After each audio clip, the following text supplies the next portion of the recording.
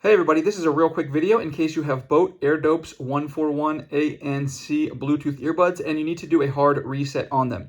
Now you might want to do this hard reset if the earbuds are not connecting to your Bluetooth device, or if they keep disconnecting, or if you're only getting sound out of the left ear or out of the right ear, or if they're not working in any way like this. A hard reset can fix a lot of the issues. It's a good troubleshooting step. Now, just keep in mind, if you do this, you will have to set them back up as a new set of earphones on your device. But if you want to do that, it's really simple. The first thing to do is just to go to your device, that you have them paired with, turn it off, and then turn the Bluetooth off, and then have them forget this device. Once you do that, you're going to put the earbuds in the case and leave the case open, and while you're going to push and hold the reset button, which is on the bottom of the case, for 10 seconds.